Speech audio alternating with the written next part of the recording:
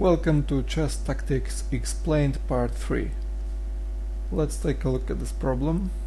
The position is about the same, but white makes a blunder capturing this pawn. But how black should play to win? We must take advantage here of the fact that black can check white's king, and after the check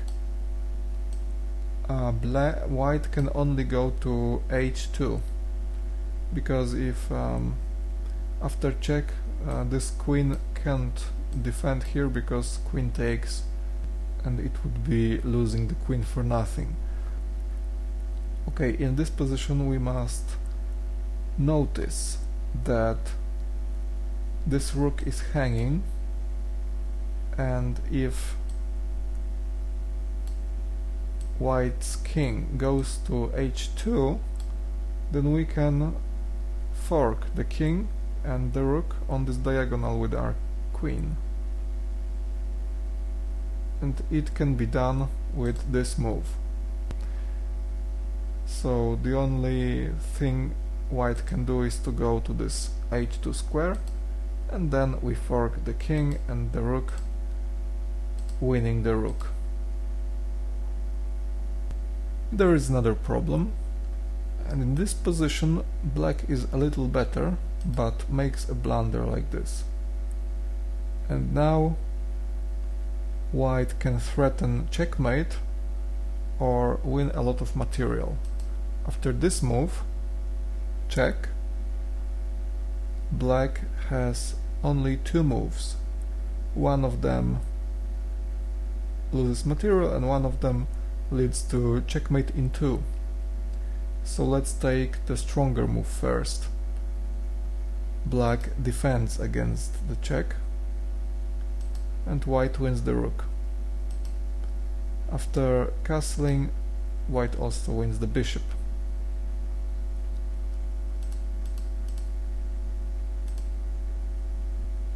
And now, instead of defending against checkmate, black can win the queen, and this is checkmate in 2. Check, black can only defend now, and checkmate. And here is another problem. In this position black is a little better, but white makes a blunder, allowing black to win very quickly. But there is only one move that makes sure that black wins. If black plays anything else, then it is white who wins. How to find this amazing move? Well, we must take note that black's queen can check white's king. Not on the g1 square, of course, and not on the f3 square. There is possibility to check him on the h file.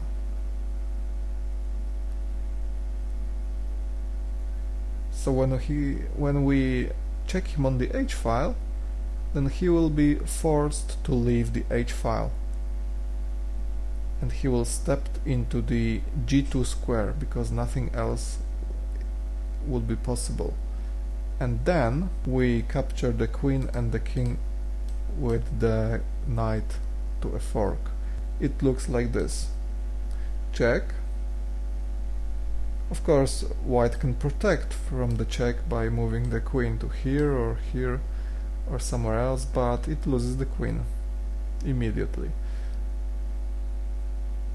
Okay, so white has to go to this square, and now we fork. White queen has to go, black wins the queen, white takes the knight, and we also win the pawn and the rook.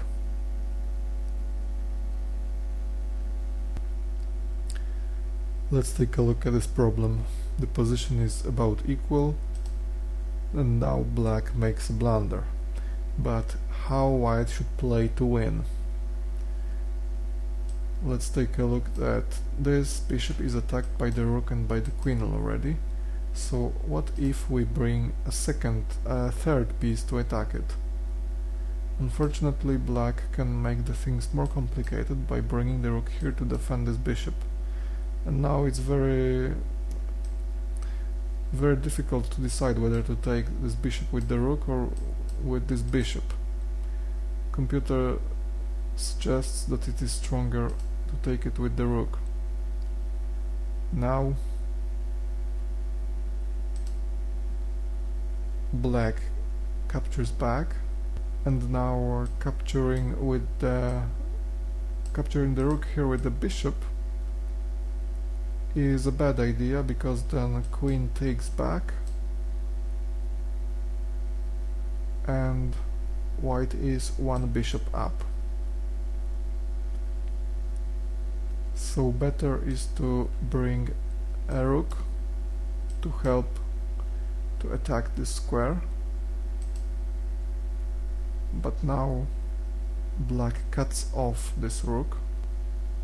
However, it can be easily taken by this pawn. Okay, then black threatens the bishop.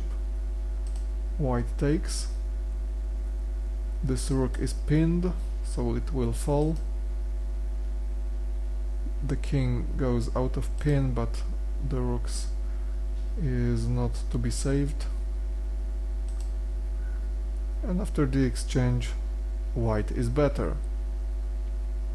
So this was a very complicated variation.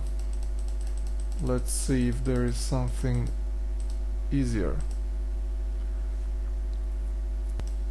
Okay, what will happen if we capture this bishop already with the rook?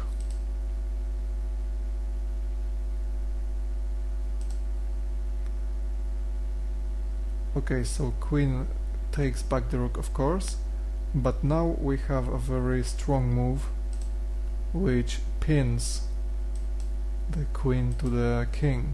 It's a deadly pin. Going pawn to f6 doesn't help, because just bishop wins the pawn and then wins the queen. So in this position, the best thing that black can do is to capture the bishop, so he loses the exchange queen for bishop.